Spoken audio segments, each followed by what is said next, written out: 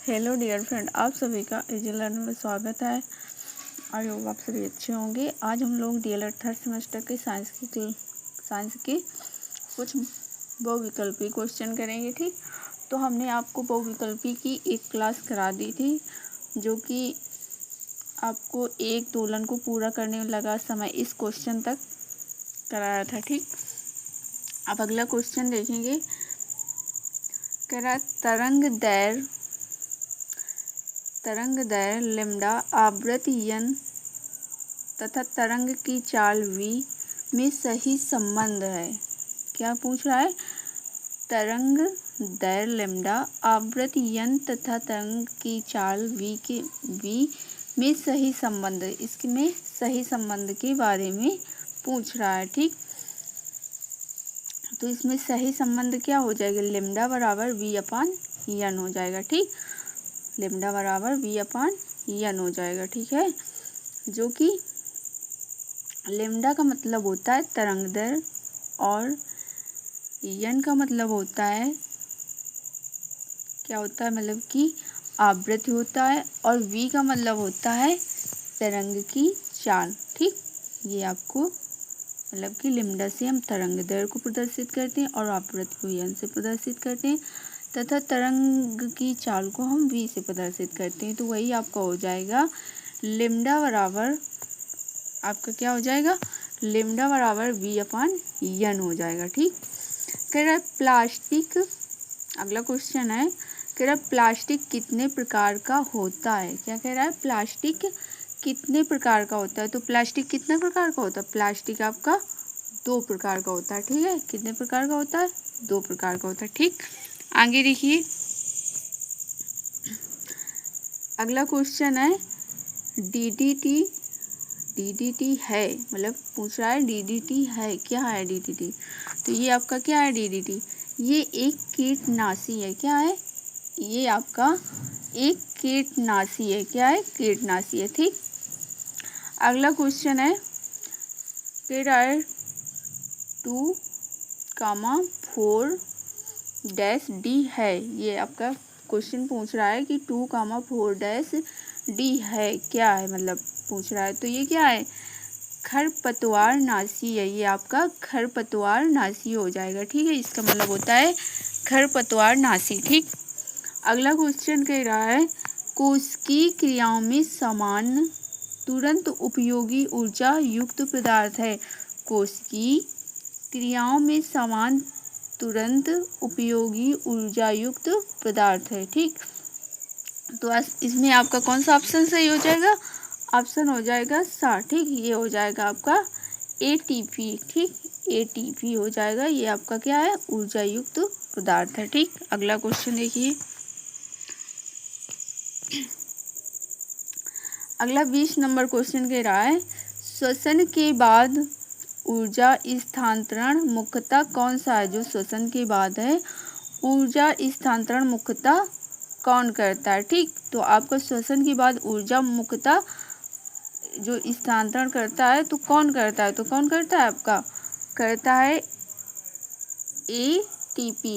ATP करता है। ठीक है, उसके बाद अगला क्वेश्चन है 21 नंबर कह रहा है जल प्रदूषण का कारण, जो जल प्रदूषण है उसका क्या कारण है? मतलब कि जो जल जो दूषित होता है, प्रदूषित होता है, तो पूछ रहा है उसका कारण क्या है, किस वजह से जल मतलब कि दूषित होता है। ठीक है, तो देखिए किस कारण होता है।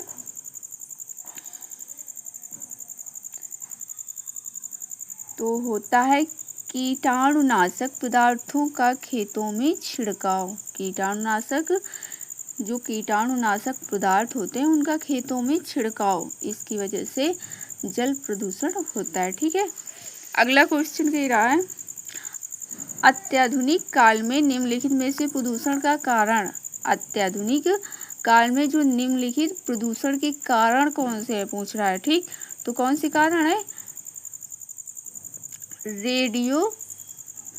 रेडियोधर्मी पदार्थ, ये आपके अत्याधुनिक काल में निम्नलिखित में से प्रदूषण का कारण है। क्या है कारण? रेडियोधर्मी पदार्थ है आपका कारण। ठीक है, अगला क्वेश्चन हो जाएगा अगला क्वेश्चन कह रहा है प्रदूषण को नियंत्रित किया जा सकता है। जो प्रदूषण होता है इसको किस प्रकार से नियंत्रित किया जा सकता है कह रहा है। ठीक है, तो देखिए कह रहा है सीवेज उपचार के द्वारा, विद्युत चालित वाहनों द्वारा, परमाणु बम को रोककर, इन सभी में। हाँ, तो ये आपकी क्या, ये आपकी मतलब कि चारों ऑप्शन सही हो जाएंगे। ठीक, मतलब कि आपकी प्रदूषण को नियंत्रित, मतलब अगर हमारा वातावरण दूषित हो रहा है तो कह रहा है उसको हम दूषित होने से कैसे नियंत्रित कर सकते हैं, इसके बारे में इस क्वेश्चन में पूछा गया है कि प्रदूषण को दूषित होने पर हम लोग इसको किस तरह से नियंत्रित कर सकते हैं, मतलब किस तरह से रोक लगा सकते हैं। ठीक, तो एक तो नंबर हो जाएगा सीवेज उपचार के द्वारा हो जाएगा। दूसरा है विद्युत चालित जो वाहन चलते हैं, जो उन वाहनों द्वारा जो भी प्रदूषण दूषित होता है उसके धुएं वगैरह से, उसके कारण। और परमाणु बम को रोककर, जो परमाणु बम होते हैं उसके माध्यम से, इन सबको रोककर हम क्या कर सकते हैं, प्रदूषण को नियंत्रित कर सकते हैं। ठीक, तो इसमें आपका ये हो जाएगा, द नंबर सही हो जाएगा। ठीक, इन सभी मतलब कि सभी इसके कारण है। ठीक है, अगला क्वेश्चन कह रहा है निम्न में से ऊर्जा अपशिष्ट है। निम्न में से जो ऊर्जा है वो अपशिष्ट है, तो कौन सी ऊर्जा अपशिष्ट है, आपका ये हो जाएगा 12 नंबर हो जाएगा ताप ध्वनि रेडियो एक्टिव अपशिष्ट, यही आपका निम्न में से ऊर्जा अपशिष्ट है। ठीक है, अगला क्वेश्चन कह रहा है, अगला क्वेश्चन है लाइकेन व ब्रायोफाइटा किस प्रदूषण के सूचक हैं, किस प्रदूषण के सूचक है कह रहा है। लाइकेन व ब्रायोफाइटा किस प्रदूषण के सूचक हैं पूछ रहा है। ठीक, तो ये किस प्रदूषण के सूचक हैं, ये आपके हो जाएगा H2O। ठीक, H2O हो जाएगा आपका। ठीक, सल्फ्यूरिक ऑक्साइड। ठीक है, सल्फर मतलब कि ये आपका हो जाएगा सल्फर ऑक्साइड है। ठीक है, लाइकेन व ब्रायोफाइटा किस प्रदूषण के सूचक पूछ रहा है, तो क्या हो जाएगा H2। ठीक है, तो ये आपका हो जाएगा सल्फर ऑक्साइड। उसके बाद 26 नंबर क्वेश्चन कह रहा है जल को प्रदूषित करने वाले हैं, मतलब जो जल है, जल को जो प्रदूषित करते हैं वो कौन कौन से कारण पूछ रहा है कि जल किन माध्यमों से प्रदूषित होता है। ठीक, तो किन माध्यमों से प्रदूषित होता है, पारा और शीशम, पारा और शीशम के माध्यम से जल क्या होता है, प्रदूषित होता है। ठीक,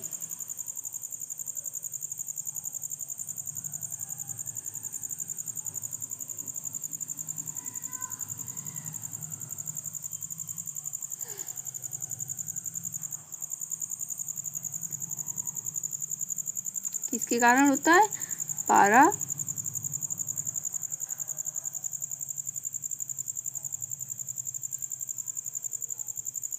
किसके कारण होता है, पारा और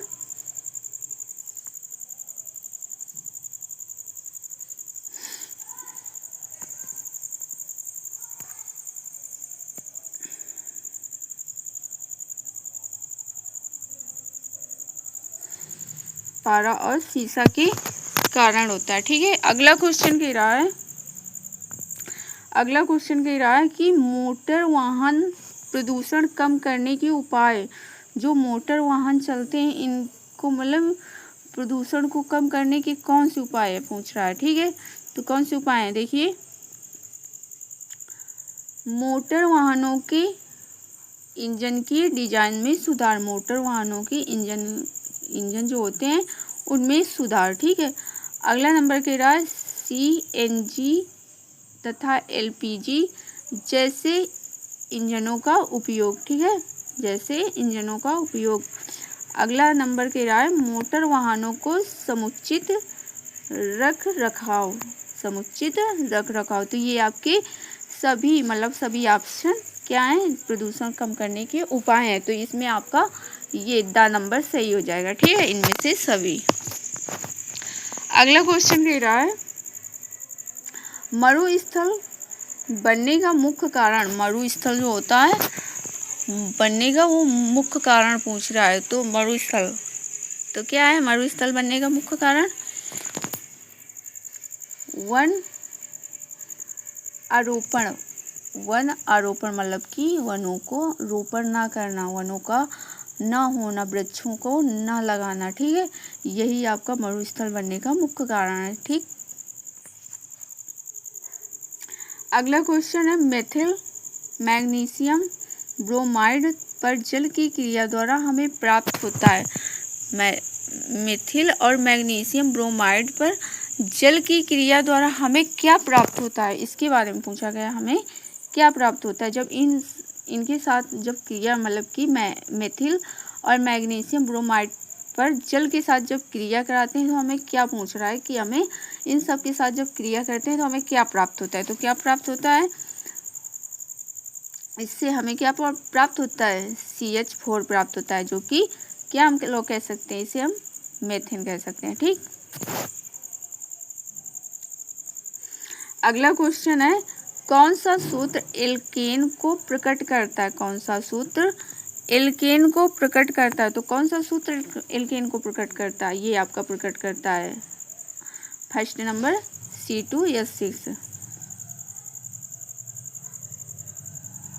ये आपके एल्केन को प्रकट करता है। जैसे कि एन होते हैं ना 10, वो उन्हीं के माध्यम से होता है, एन इन आइन, वही है एल्केन पूछ रहा है। तो ये आपका एन मतलब कि सी में कितने, सी में आपके 2 बॉन्ड लगेंगे, वही आपका एन हो जाएगा, उसी के माध्यम से आपका ये हो जाएगा एल्केन, ठीक। अगला क्वेश्चन कह रहा है कच्चे फलों को पकाने में सहायक, जो कच्चे फल होते हैं उनको हम किस मतलब कि कच्चे फलों को हम किस तरह पका सकते हैं, किसके माध्यम से पका सकते हैं, ठीक। तो किसके माध्यम से पका सकते हैं, एथिलीन के माध्यम से, किसके माध्यम से, एथिलीन के माध्यम से पका सकते हैं, ठीक। अगला क्वेश्चन है कि यूरिया का संश्लेषण होता है, जो यूरिया होता है उसका संश्लेषण पूछ रहा है। तो कौन सा होता है, यकृत, क्या होता है, यकृत के द्वारा, ठीक। अगला क्वेश्चन कह रहा है, अगला क्वेश्चन है विलियम हार्वे किसकी खोज के लिए प्रसिद्ध है। जो विलियम हार्वे हैं ये किस खोज के लिए प्रसिद्ध हैं। तो देखिए ये किस खोज के लिए प्रसिद्ध है, तो ये हैं रक्त परिसंचरण, रक्त परिसंचरण की खोज के लिए ये आपके विलियम हार्वे प्रसिद्ध हैं, ठीक। अगला क्वेश्चन कह रहा है, अगला क्वेश्चन है निम्न में से कौन पूरे शरीर को रक्त की आपूर्ति हृदय से करता है। जो कह रहा है निम्न में से कौन पूरे शरीर को रक्त की आपूर्ति हृदय से करता है। जो पूरा शरीर होता है उसके रक्त की जो आपूर्ति होती है वो हृदय से करता है। तो कौन करता है, हृदय से धमनियां करती हैं, कौन करता है, धमनियां करती हैं, ठीक। अगला क्वेश्चन है ग्लाइकोलिसिस में कितने एटीपी अणुओं का लाभ होता है। जो ग्लाइकोलिसिस होता है इसमें पूछा है कि कितने एटीपी अणुओं का लाभ होता है। तो कितने एटीपी अणुओं का लाभ होता है, 2 होते हैं, ठीक, 2 एटीपी अणुओं का लाभ होता है, ठीक। अगला क्वेश्चन देखिए, अगला क्वेश्चन कह रहा है एटीपी है तो क्या है एटीपी। एटीपी आपका है एक अणु जिसमें उच्च ऊर्जा युक्त फास्फेट बंद होते हैं, फास्फेट बंद होते हैं, ये आपका एटीपी है, ठीक। अगला क्वेश्चन कह रहा है,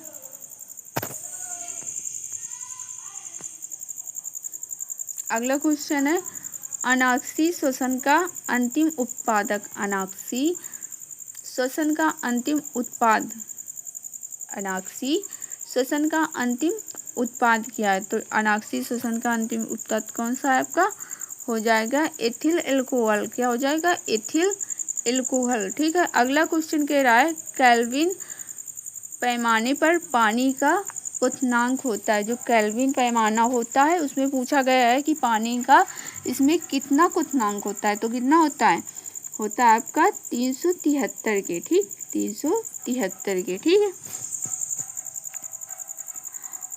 उसके बाद अगला क्वेश्चन है दो वस्तुओं के ताप में 63 डिग्री सेल्सियस का अंतर केल्विन पैमाने पर यह अंतर होगा।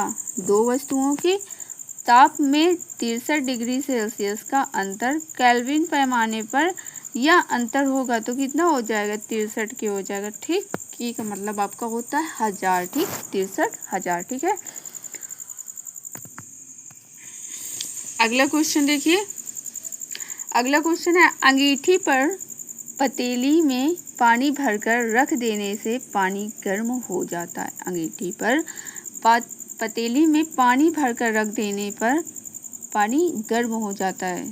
तो देखिए, तो आपका हो जाएगा ये सा नंबर हो जाएगा चालन तथा संवहन द्वारा। किसके द्वारा? चालन तथा संवहन द्वारा। ठीक है, अगला क्वेश्चन है, सूर्य के प्रकाश की ऊर्जा पृथ्वी तक पहुंचती है। सूर्य की जो प्रकाश की ऊर्जा है वो पृथ्वी तक पहुंचती है। तो मतलब कि किन माध्यमों द्वारा सूर्य की जो ऊर्जा होती है वो पृथ्वी तक पहुंचती है। तो किस कारण पहुंचती है? विकिरण द्वारा। किस कारण पहुंची है? विकिरण द्वारा। ठीक है, अगला क्वेश्चन हो जाएगा। अगला क्वेश्चन है, वाष्पन की गुप्त ऊर्जा का मात्रक है। वाष्पन की गुप्त ऊर्जा का मात्रक है। तो क्या है वाष्पन की गुप्त ऊर्जा का मात्रक? कैलोरी प्रति ग्राम। ठीक है, ये आपकी वाष्पन की गुप्त ऊर्जा का मात्रक है। ठीक, अगला क्वेश्चन कह रहा है, पानी की विशिष्ट ऊष्मा होती है। जो पानी होता है उसकी पूछ रहा है विशिष्ट ऊष्मा कौन सी होती है। तो कौन सी होती है? मतलब कि विशिष्ट ऊष्मा होती है, कैसी होती है? अधिकतम होती है। कितनी होती है? अधिकतम। ठीक, अगला क्वेश्चन कह रहा है, ऊष्मा संचरण सबसे तेज होता है। जो ऊष्मा संचरण होता है वो सबसे तेज होता है। तो किस कारण होता है? विकिरण द्वारा होता है। जो ऊष्मा होती है, जी ऊष्मा में किसे? सूर्य के प्रकाश द्वारा मिलती है। तो वही कहा गया, जो ऊष्मा संचरण होता है इसका जो तेजपन होता है, मतलब तेज भी होती है, तो वो किस कारण होती है? तो किस कारण होता है? विकिरण द्वारा होती है। जो सूर्य के प्रकाश द्वारा किरण निकलती है उनके माध्यम से होता है। ठीक, अगला क्वेश्चन देखिए। अगला क्वेश्चन कह रहा है, किसी अवतल दर्पण द्वारा बना प्रतिबिंब वस्तु के आकार के बराबर होगा यदि वस्तु। किसी अवतल दर्पण द्वारा बना प्रतिबिंब वस्तु के आकार के बराबर होगा यदि वस्तु क्या होगी? यदि वस्तु वक्रता केंद्र पर हो। इसमें हो वक्रता केंद्र पर जब हो। ठीक है, अगला क्वेश्चन देखिए।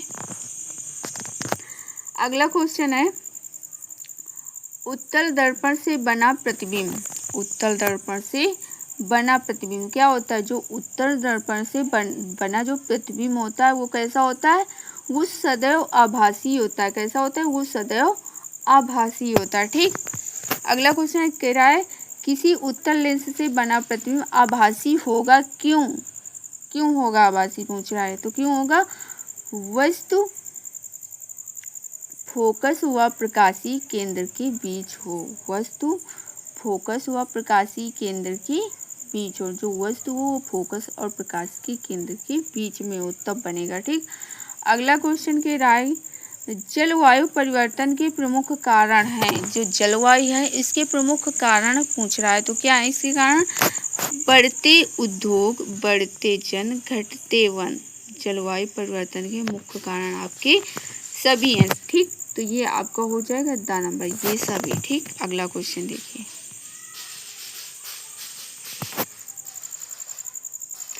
अगला क्वेश्चन कह रहा है, एक पारिक तंत्र में शैवाल का स्थान होता है। एक पारिक तंत्र में शैवाल का स्थान होता है। तो कौन सा होता है?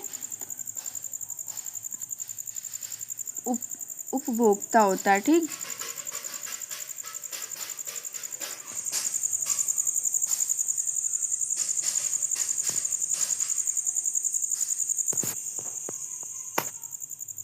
एक परितंत्र शैवाल में एक परितंत्र शैवाल का स्थान होता है। तो किसमें होता है? उपभोक्ता में होता है। ठीक, तो आज की जो हमारी क्लास थी यहीं तक थी। मिलते हैं नेक्स्ट क्लास में।